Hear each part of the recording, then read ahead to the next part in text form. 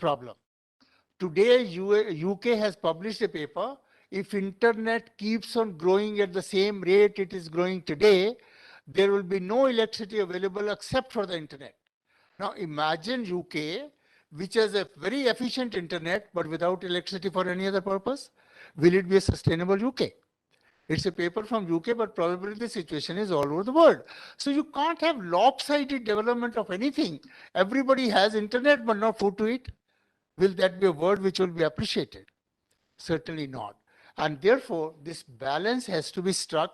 Balance has to be, of course, I'm very sure when we are challenged by nature to the extreme point, we do find some solutions always.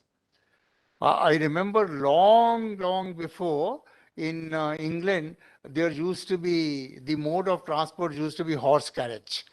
Delhi में भी आप लोगों ने बचपन में देखा होगा.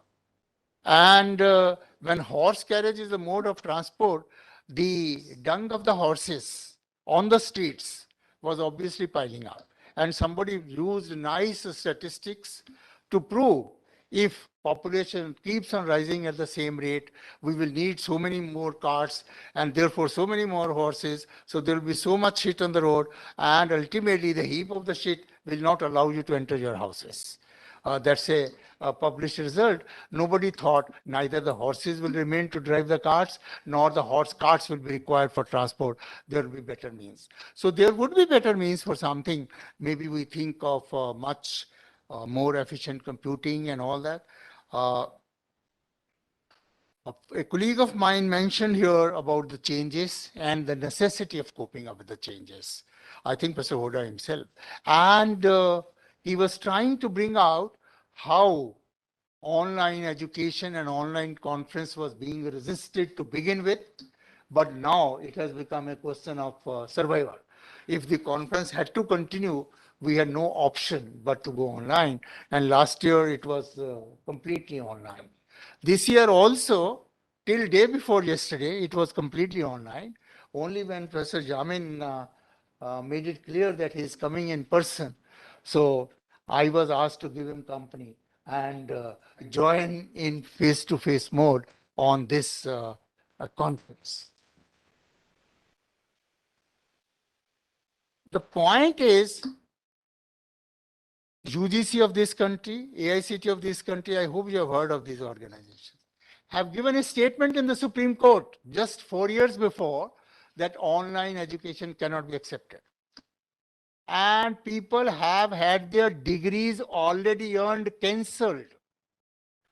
I know of several teachers who had done their PhD, but because their BTech was withdrawn, they had to repass BTech, then redo MTech, redo PhD, because AICT and UGC will feel a degree earned by distance education is no longer a valid degree. And today, everybody is vying with each other more and more online. And as a matter of fact, again, I think we are going to the second tipping point, where we are accepting everything online, which again is not a good thing to do. So now we are probably come to a stage of sustainability where we must decide how much online, how much face-to-face. And these changes, our way of life, have to be accepted. I do remember, most of you are youngsters, you will not remember, I think, when computers were introduced in this country, the first industry was banking. And almost all banks in the country went on strike for several weeks together. How dare you are introducing computers in banks? Everybody was against it. Employees thought they will lose their job.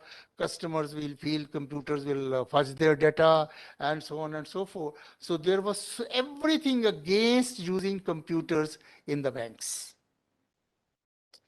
And when the computerization started, banks also felt that selling this idea that we use computers is a very beautiful idea. So Bank A will say, we are automated, and therefore pay us more because we are automated. We are very elitist bank. Then came a stage, they used to charge more for automated service than not automated service. Then the things were branched off. And today, if you go to the bank and get a draft made, they charge you much more, but if you transfer online, they charge you nothing. It has completely reversed. Automation used to be costly. Now automation is rewarding in terms of even financial services. So that's the change to which we have to get accustomed to which we have to get used to. And according to me, that is sustainability. To learn to cope up with the change is sustainability.